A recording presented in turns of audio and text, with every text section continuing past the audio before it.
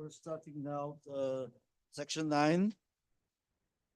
And the first paper is called ReLighting Spaces Training Daylight Access Cognition in Combinatorial Spatial Assemblages Using Reinforcement Learning by Alessio Erioli e Giuseppe Massafra.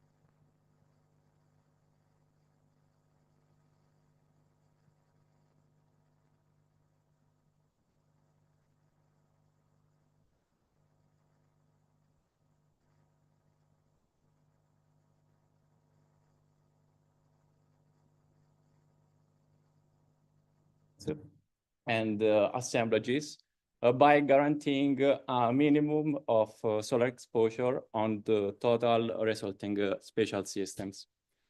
The background of this research moves beyond different methods in architecture, above all a combinatorial design in which we see architecture as a system made of parts, and that with their aggregation make a system of different meanings and spatial types. A part important in the combinatorial design in this research is the induction design, in which we try to let that the aggregation process is linked with the fixed design criteria related to the environmental and climatic data. We use in this research deep reinforcement learning agents, trained agents. To introduce the reinforcement learning, let me do this simple example. So when we want to try to ask our dog to accomplish a simple task like to sit, what we do is to go to the park and try to ask him to sit. And whenever he does this action, we give him a dog treat. So during a training session, our dog will understand the association between what we ask him, his action, and the rewards he gets. So during a long training session, at the first, the dog maybe will be a little confused, but going over and over with his experience, he can learn a determined task. So in reinforcement learning terms, we call that dog is an agent performing action into an environment, and an environment that give two types of feedbacks for his action. Rewards are information on the effectiveness of his actions, and observation are information about the state. So, for example, our vocal command is an observation that says to the dog, the environment is asking me to do something. So with the experience of the agent and with the rewards, we can shape a way to let the agent learn a strategy to automate decision to accomplish a determined task. In my research, an agent was capable of doing action into a simple voxel environment to build up assemblages made of a predetermined number of parts. At each step, we analyze on these assemblages two types of data, one related to the climatic and sunlight condition on the assemblages, and the other on the topological information, so how the parts are related into the assemblages. And according to this, we give the agent rewards in order to construct assemblages that could have a predetermined number of predetermined lighting conditions. So this is our environment, a voxel space. The agent can move throughout different cells and place a variable number of parts. And in response of his action, he receives information about the state of the environment. And this information are topologic. So these topologic information are related to the state of his shell, so full or empty, on its position into the three-dimensional grid. The other information are related with the climatic observation and are the sunlight condition when we want to arrive at the final of this process. So when we generate an assemblage, and the sunlight condition that are lighting the assemblages at that iteration. So we use as factor of daylight this direct Sanaur analysis, which tells us about the number of hours in which the normal of his surface of the assemblages and the angle between this normal and the sun position is in a range of 45 degrees. So we have this data for all the surfaces and condense them into an average value. So at the beginning of the process, we say a target number of hours that we want to maintain on the global assembly and let the agent do perform its tasks. The reward function is the part in which which is the most difficult. Because we have to translate into a mathematical function what will be the agent tasks. So we give step rewards at each iteration to the agent, and so you get more rewards, more the topologic. Can I say the configuration of the system is topologically as a topologic coherence, and more the lighting conditions meet the target condition wanted at the beginning of the process. Then there is a final reward given at the last iteration to let the agent understand when he has completed correctly his task. All this process is made by combining RL algorithms in Python with the Rhino and Grasshopper environment, and using Ladybug tools for the solar and environmental analysis. What we do at first was to train different models to perform actions and build different assemblages and map all the progress into this spider graph, where the green areas represent the cases and the assemblages that meet our final goals. So at the beginning of the process, we have this situation with assemblages that were far away from our goals, both for the shape, the connectivity, and the density of the parts. That it's evident that there is a lack of organization, and both from the climatic perspective, the lighting conditions are far away from the predetermined ones. So we try to improve our reward function, trying to simplify that, and pass from another model in which the performance were way better. And both because we obtained some interesting assemblages, both from their connectivity and for topological coherence, and both because climate requirements were meeting.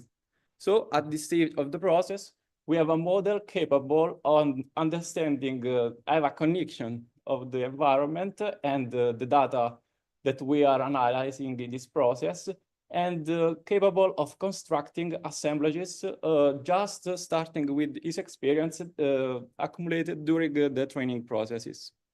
But at this stage, we had a problem because for the nature of our observation space, the model is not scalable. It's just relegated to the spaces or environment of these specific sites. So what we did was to simplify the observation space, the information that the agent gets from the environment, And now just with the local information about topology, so the agent just knowing which is the state of every neighbor, so the cells near its position and global climate information, can accomplish its task in a very different kind of environment in terms of accession and in terms of the number of parts that build up the assemblages. So this in this part at this stage, we ended and completed the model validation process and tried to increase the level of constraints into the environment, introducing two types of obstacles. The volumes in gray are blocking the sun, whilst the volumes in blue are cells where the agent cannot enter. And then we tried different configuration, both for the obstacles layout and for the sunlight condition targets, just to prove if our model were capable to adapt to different scenarios. So we test it into different assemblages and configurations, and tried to extract some data to understand how every environment is related to the final shape of the assemblages. And we extract data for a circulation of the internal circulation of the assemblages, the density and the footprint of every assemblages. And above all, we focused on the gap between the lighting, the target lighting condition and the actual lighting conditions that we analyzed on the assemblages surfaces. So in conclusion, this process, this research highlights one of the possible role that reinforcement learning can play in integrating climate and environmental data into a design process and how automate them. And of course, it's led to a broader discussion on how can we use data to and climatic environmental data to shape our environment and how they are related to the architectural qualities of our spaces. And were encountered several limits because the pipeline that we developed was not that much fast when we tried to develop and generate assemblages of several number of parts. And further develops sure will take into account a higher level of detail. Of course, in this research, we maintained a conceptual and simple design into the components, but it could be interesting to investigate how can the agent can construct in a more detailed manner these assemblages. And the last is one of the most important is to extend the model connection of the environment to other climate factors, not just to increase the complexity of the system, but could be very important to let the model learn a condition to environment that are more similar to the complexity of our reality. Thank you.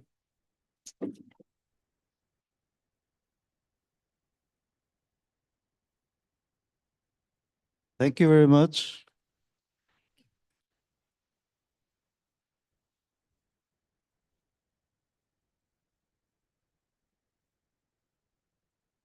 So we'll keep up with the Reassembling Waste Towards a Carbon Zero Built Environment by Inês Caetano and Luís Santos.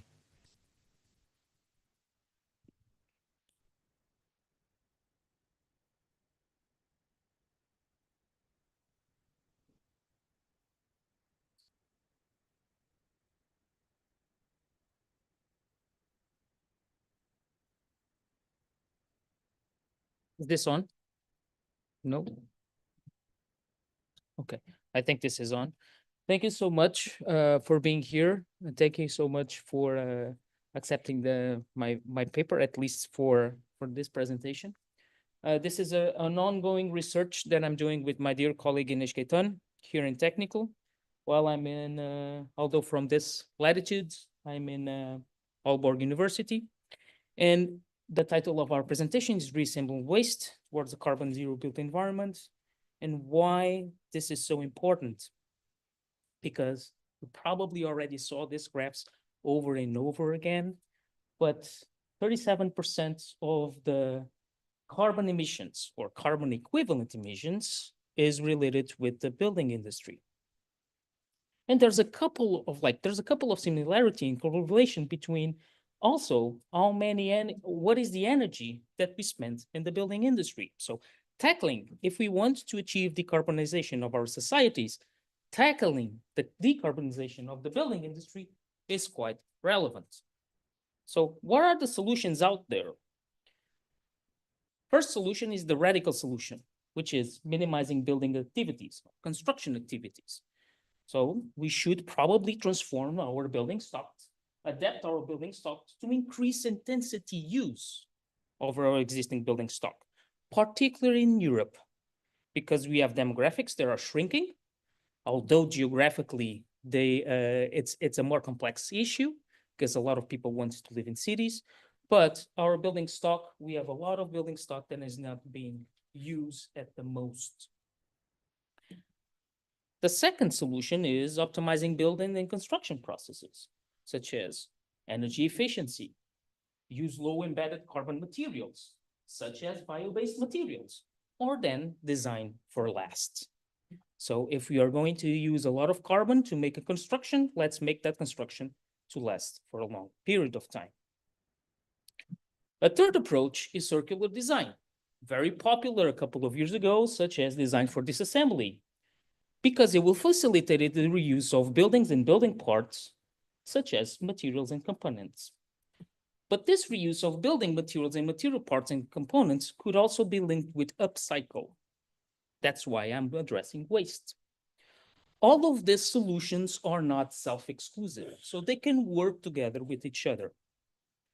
My research, or the research that I did with Inês here, is going to look at upcycle of buildings, materials, and components here. Why? Well, in 2025, it is projected that construction waste will achieve an annual rate of 2.2 billion tons. So, in a period that we have scarcity of resources, just not tap into that scarcity of that huge resources would be, sorry about the redundancy, a waste opportunity.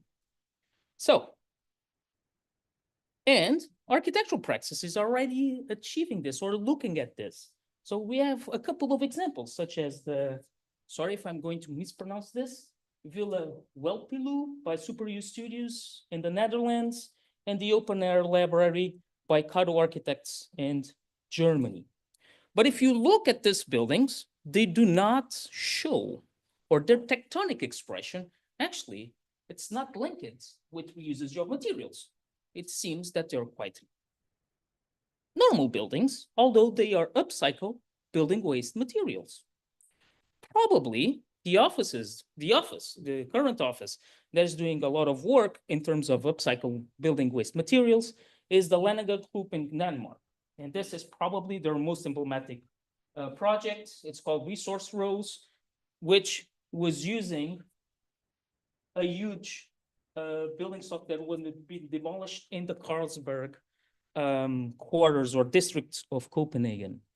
And here you see that it is an assemblage of parts.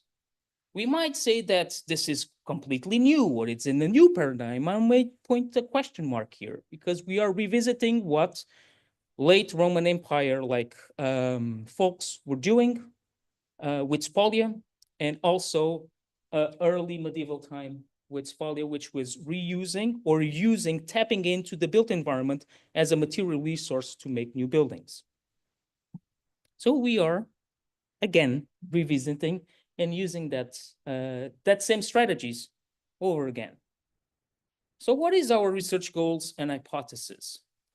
is to explore ways to facilitate the upcycling of building demolition waste in the design of low carbon structures, promoting a discourse on waste utilization. So if we facilitated tools for architects to do that, we are popularizing these tools and facilitating architects to engage with these gigantic resources by enhancing performance-based design processes that integrate material circularity.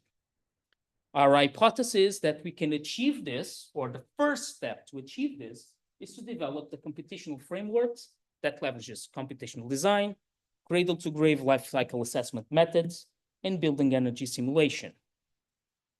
So I will talk about the method that we use, or the methodological approach that we use, which will introduce this computational framework that we developed that facilitates the upcycle of material waste in design processes.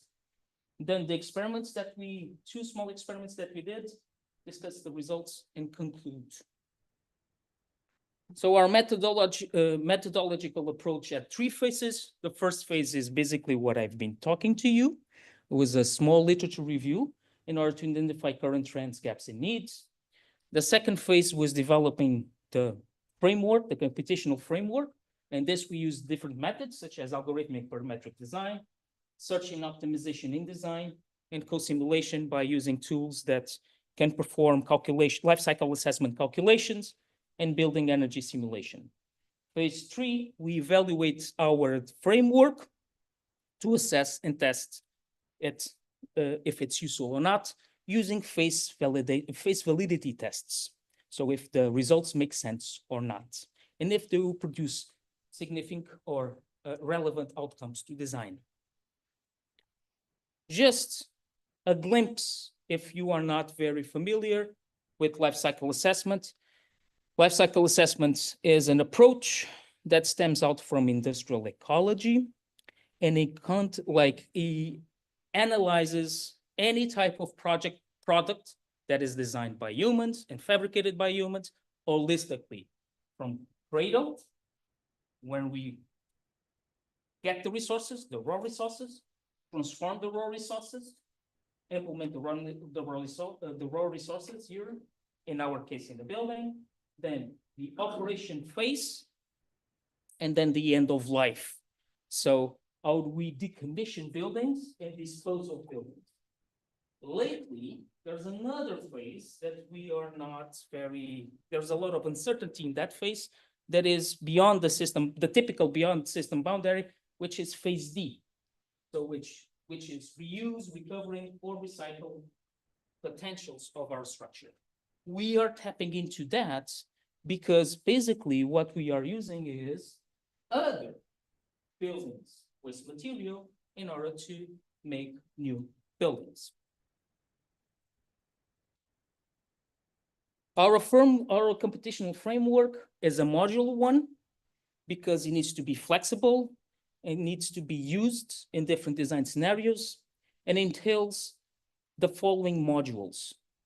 A disassembly module, which generates a material atlas from an initial material stock.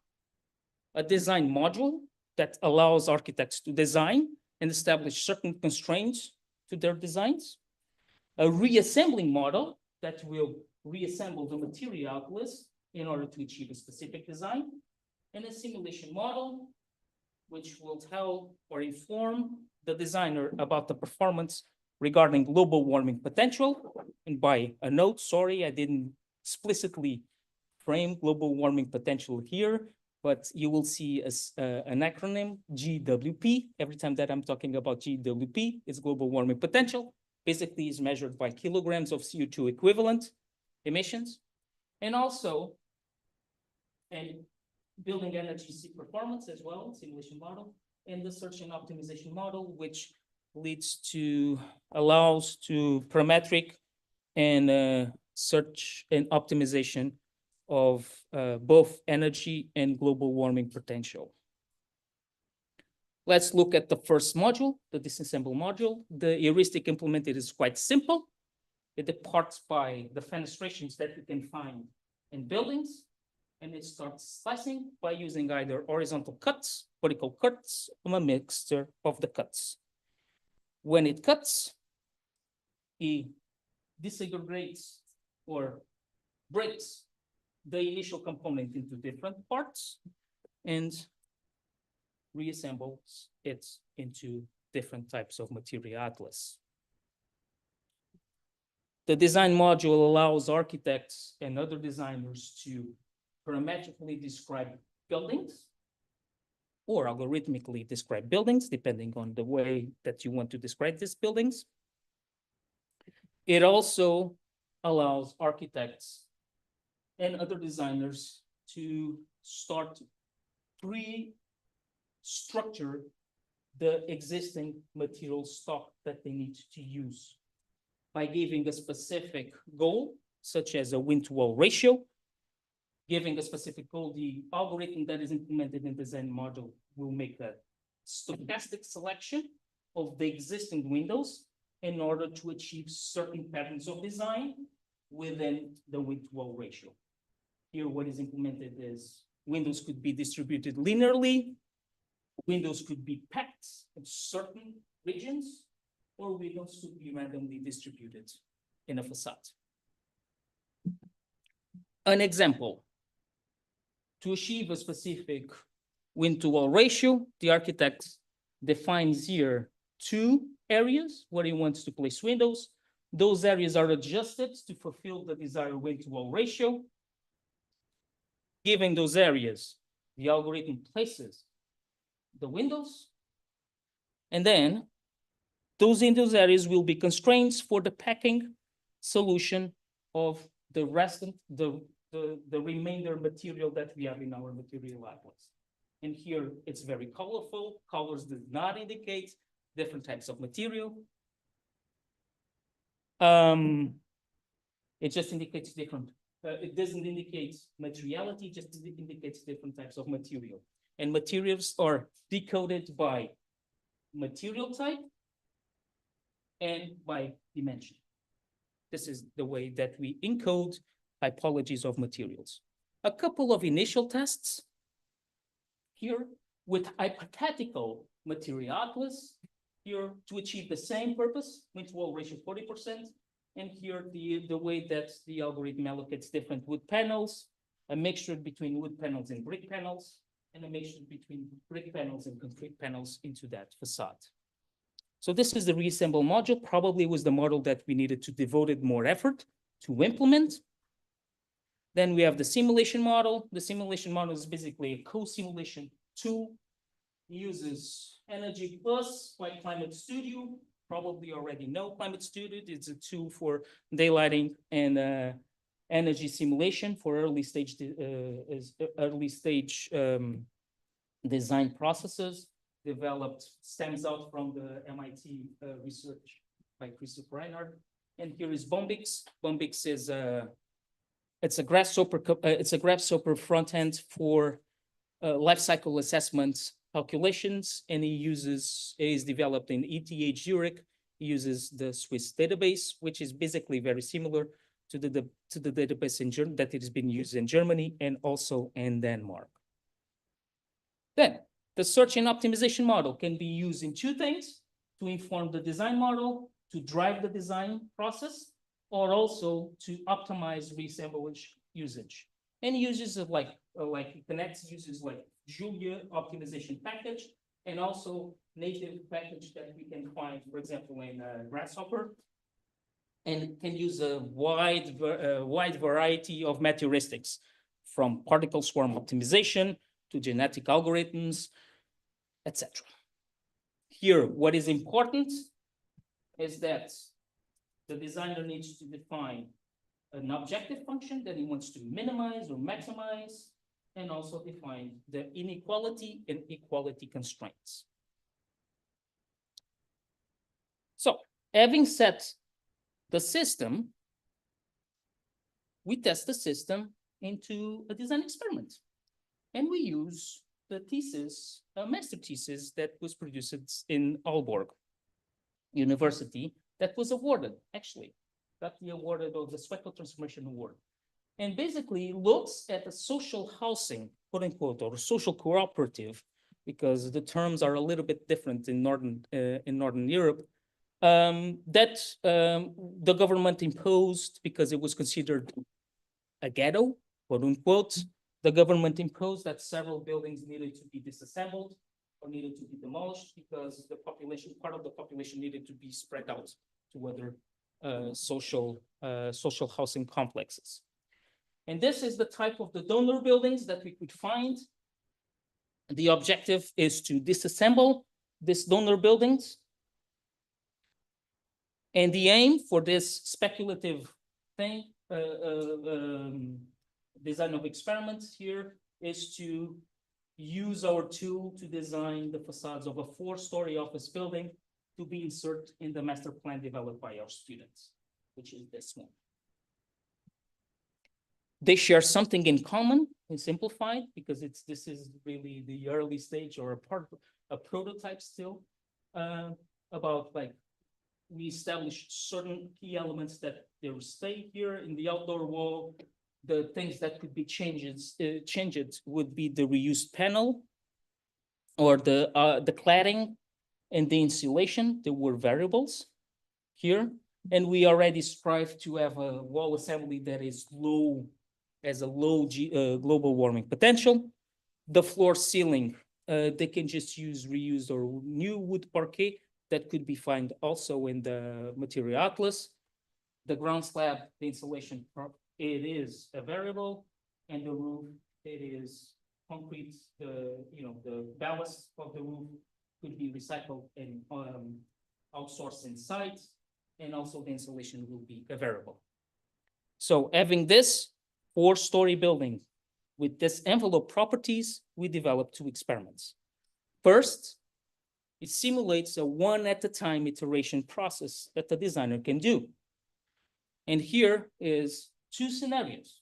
I have a specific building mass, and I want to have a standard scenario, which is a window-to-wall ratio in the north facade and the south facade of 40%.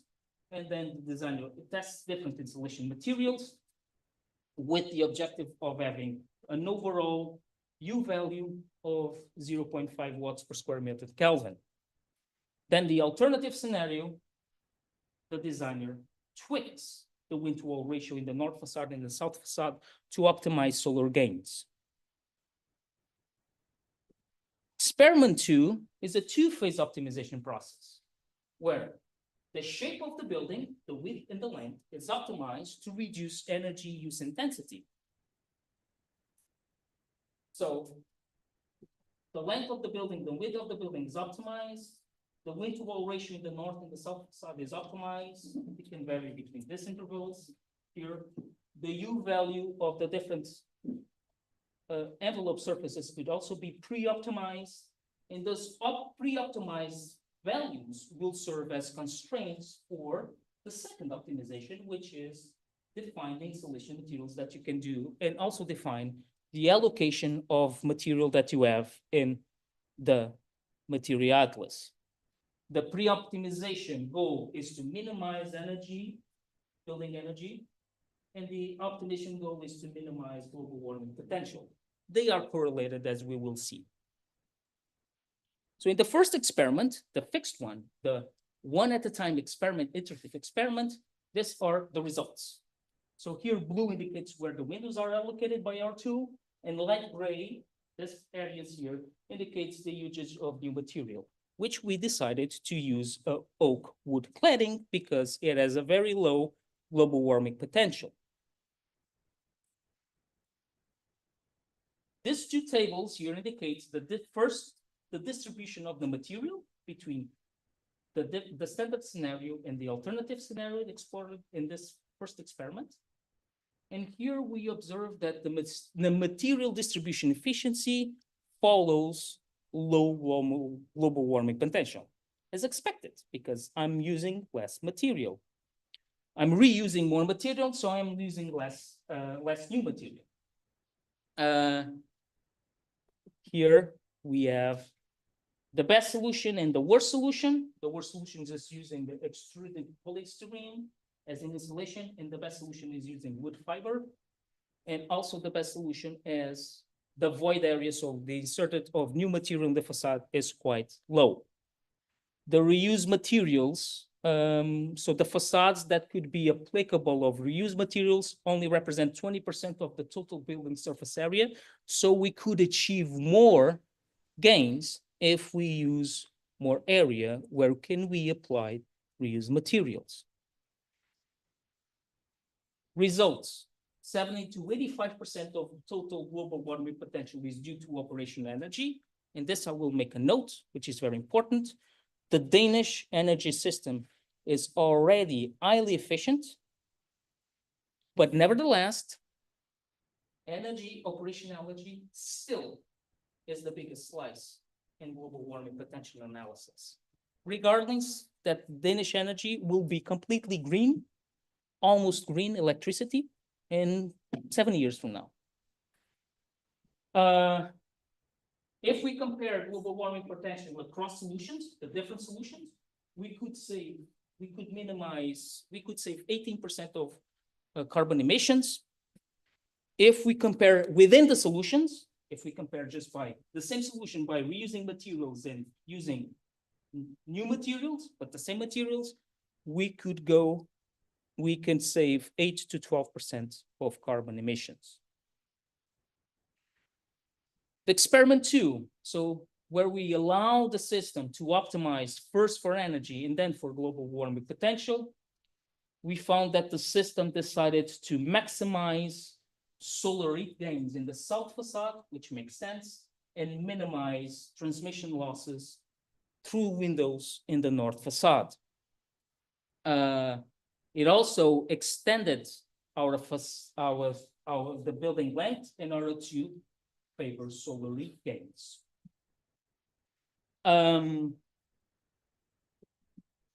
Here are the results.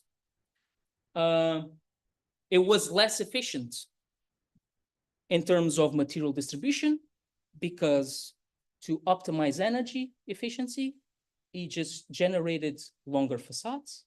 So the material outlet was not enough to fill up those facades. But the outcome of minimizing energy use in that building is compensated or offsets this slight inefficiency of material distribution. In terms of the two scenarios that because we run the algorithm twice, between the two scenarios that we run in experiment 2, the solutions are quite similar, so indicates the robustness of the system. The percentage of global warming potential within solutions by reusing materials and not reusing materials is around 8%, favoring the reusage of materials. If we compare this solution generated by using optimization with the solution of experiment 1, we improve 5% if we compare with the best solution and 20% if we compare with the worst solution in experiment 1. In conclusion, our framework leverage computational design, life cycle assessment tools, and building energy simulation to create low carbon buildings. It supports circular economy principles while allowing tectonic explorations. So what is the expression of reusing this type of materials? Of course, we have a lot of work to do still here. This was an initial exploration about this. It optimized building elements reuse, energy consumption, and global warming potential. So minimize energy consumption and global warming potential through maximizing building elements reuse. Limitation, allocation. Right now, material allocation is restricted to rectangular surfaces. We have a very simplistic heuristic of taking apart and building up material atlas. And we are using simplified construction principles. Why simplified construction buildings? I'm just going to go back here to my image. Imagine how is it to put relief angles to hold all of this material. So there's an extra step, relief angles to hold all of that cladding. So it would be a little bit complex. Future work. We want to expand more tectonical, structural, and construction considerations, such as the problem of the relief angles, probably model those considerations as constrained. There's still a big question mark here. Address multi-objective search and optimization procedures. We're just like looking at energy efficiency and global warming potential, which are very correlated. But for example, indoor environmental quality performance indicators, such as daylight, indoor air quality, etc., should be taken into consideration. And expand for mobilities and disassembly strategies. Thank you so much.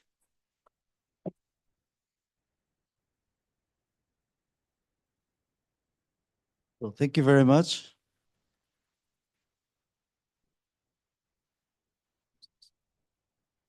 What's this?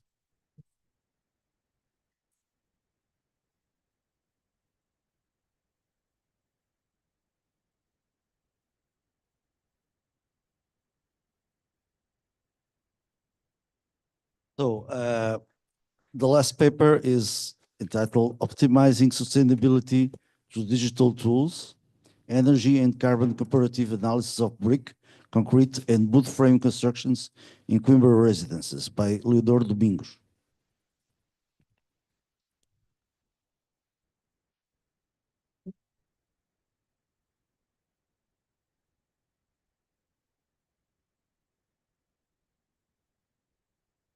Hello, everyone. So we know we're very close to the coffee break time, but we just ask you that you bear with us for a little bit longer. My name is Leonor. I'm an integrated researcher at ISCTE, and I'm joined here today by my colleague, Sara Parece, who is a PhD candidate at ISCTE as well. Now, we're here to present to you our article regarding optimizing sustainability through digital tools, and we are bringing you a comparative analysis of 3 different construction assemblies in terms of both energy and carbon. So as you all know, the Paris Agreement defined a maximum rise in average global temperature of 2 degrees Celsius above pre-industrial levels. So now between 2013 and 2023, we actually came up to 1.20 degrees Celsius above pre-industrial levels, which makes it the warmest decade on record. So we know that ideally we should only reach up to 1.5. We can still do it, but it'll be really, really hard. But to 2 degrees, it might still be possible if we take some actions into account, such as those that Louise just presented previously. Now, the building and construction industry is one of the main responsibles for this, and it accounts for approximately 37% of all global emissions. Now, these 37% include both the global emissions for the production of materials, which we usually name embodied carbon, and also of the operation of buildings, which have to do with the energy requirements of them and all of the operations that are required to keep buildings functioning. Now, what is the Portuguese context? So heating and cooling represent most of the energy needed for a building to operate. So this is about operational carbon emissions. And 88% of energy in Portugal is obtained from the national grid, which means there's a very small percentage of actually personal produced energy for oneself. We also have quite a lot of energy poverty and housing shortages. And the continuous use of construction materials such as concrete perpetuates these high energy and carbon costs. Now, there's quite a lot of studies in both Lisbon and Porto because they are main metropolitan cities. But if you try to explore a little bit on other cities in Portugal, you won't find that many research, and data is still quite scarce.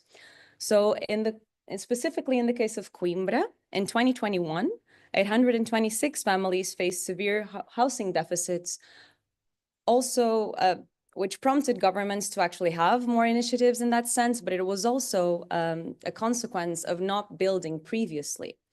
And a lot of the times the choices that are made in this is actually to build very quickly and with very non-expensive materials, but which are also not very energy efficient or have any preoccupation with carbon emissions.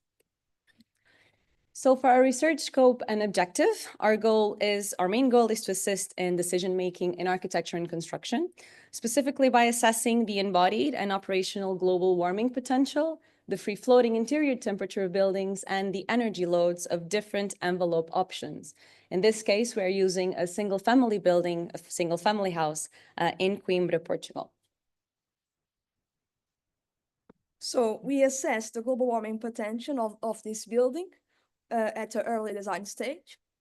The BIM model was created solely for produce technical drawings. So it was not prepared for quantitative takeoff. The level of development, or LOD, was 200. BIM object had no material information. As Leonor was saying, we only considered the building envelope and a reference study period of 60 years. We only consider the global warming potential impact category.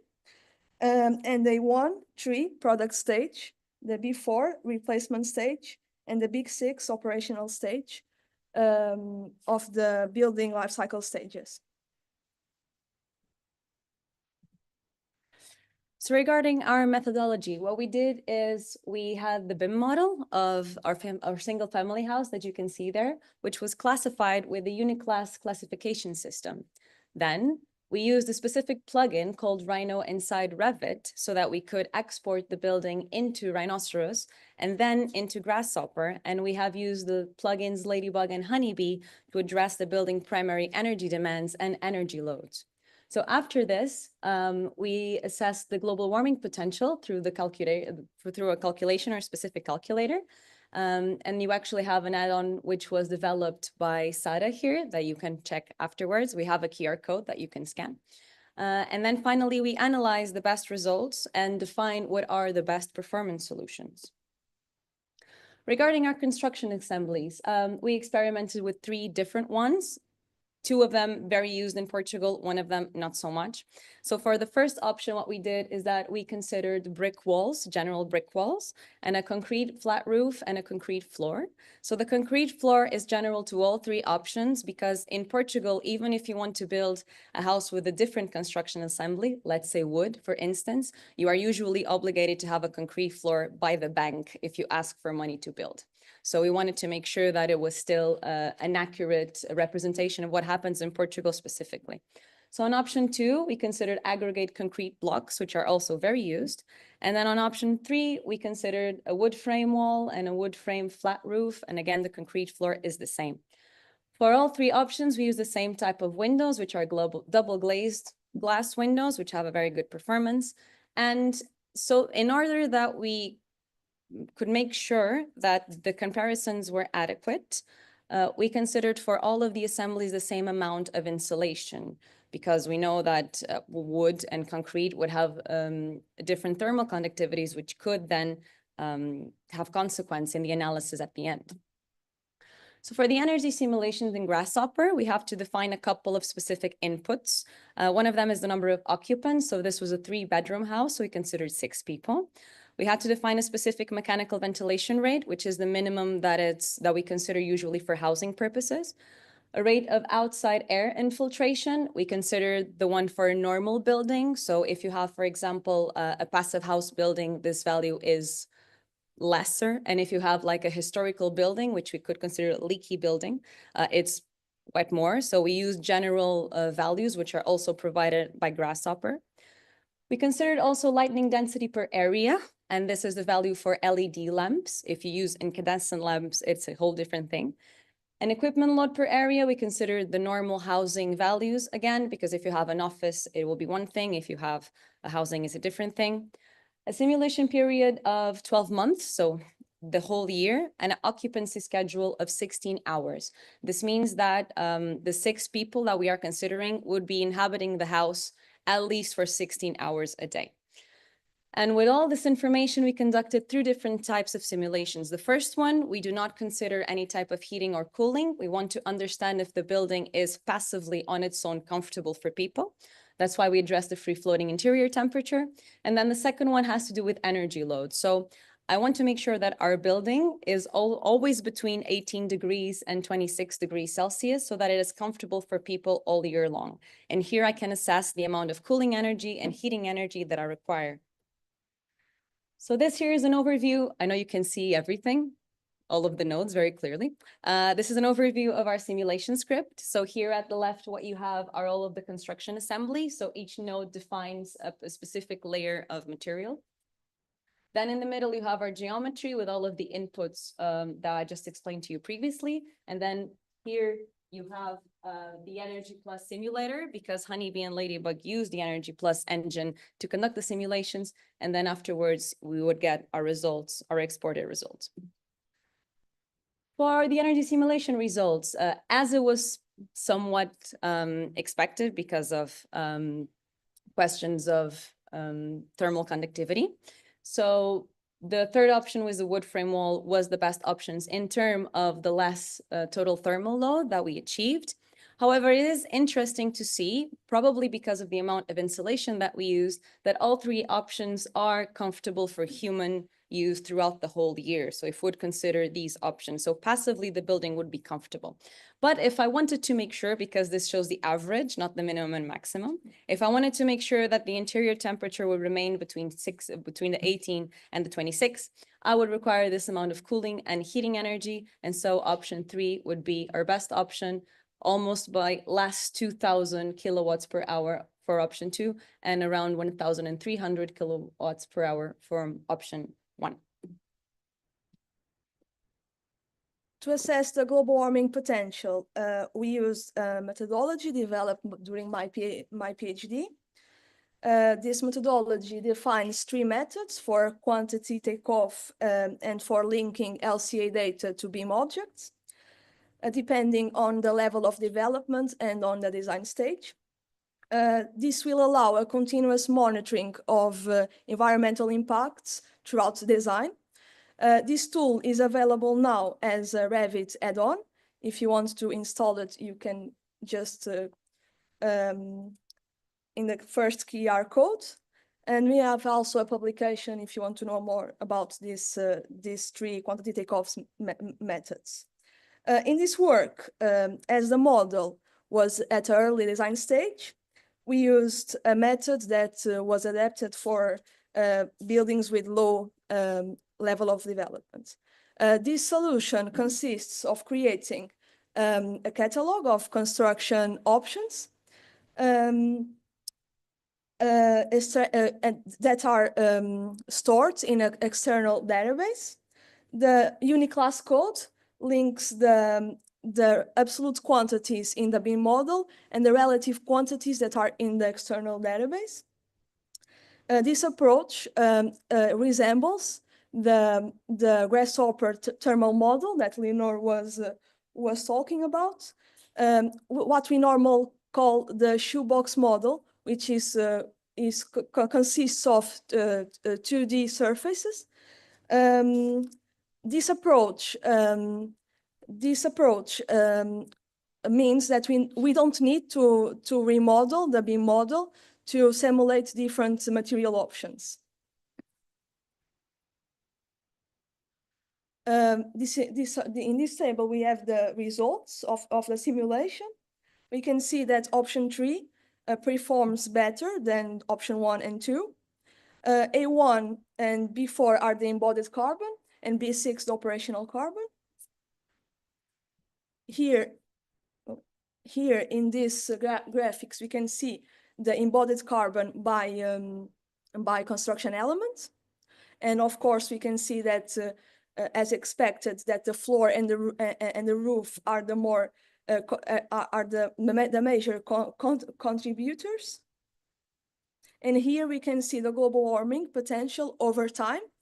We can see the carbon spike during construction, and year 30 we can see another spike, which is the renovation. We also considered the 2% annual improvement in the energy grids, as you can see the edge areas. To conclude this work, we would like to highlight the importance of energy simulations and beam-based life cycle assessment to balance operational and embodied carbon during early design. Of course, this study has some limitations because it's in early design. We have estimated material quantities, not the real ones. And we are using LCA data that is generic, and maybe it's not representative of the Portuguese context. And only a few life cycle stages were considered. Our future work will consider locally representative LCA data, which is difficult to find because in Portugal we have only 64 EPDs available in the DAP website. And integrate energy simulations and other circular economy indicators into the beam-based tool that is under development in my PhD. Thank you. I would like to ask you if you could help me in my PhD and participate in this survey.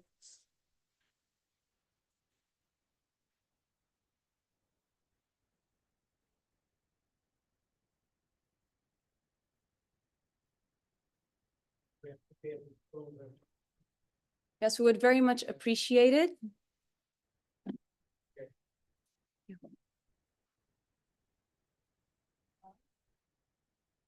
Thank you. Perfect. Because we were thinking of like starting offering coffees or something to have people like getting back to us. Yes, and then yes, okay, and answering the survey as well. Usually, food works. You know, if we try to. Thank you so much.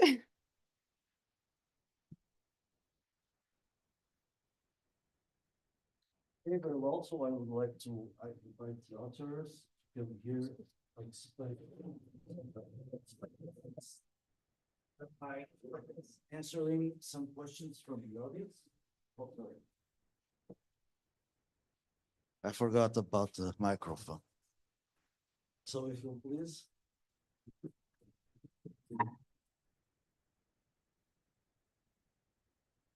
So very well. So I'd like to ask if the audience has any questions you want to present.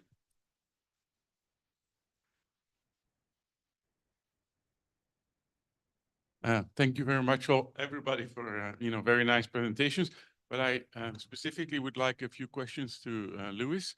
One is why do you use the term upcycling when in reality you're just using window elements as window elements and wall elements as wall elements? It's more of a form of recycling than, they don't become waste, let's say. But the other question is, do you take into account the energy used to cut the pieces, to put a disassembly into your calculations? Very good questions. Upcycle, because the term, it's recycle involves a process, typically a material process. An upcycle is kind of like recycling, but just using the element almost as it is. So this is the way that typically it is defined. LCA has a lot of uncertainties. I started delving with LCA, although that's not, I'm delving right now with LCA, but while I was taking my PhD, and I was lucky enough to have one of the main leaders of the field, and still has a lot of uncertainties, like as our colleagues presented, like only 64 EPDs in Portugal. That's very little, and in the EPDs processes, that's why it's very difficult to put all of the phases of LCA. In terms of cutting the material, there's a couple of research by Laniga group because they were observing that. There's ways to make it extremely efficient, and it's very negligible.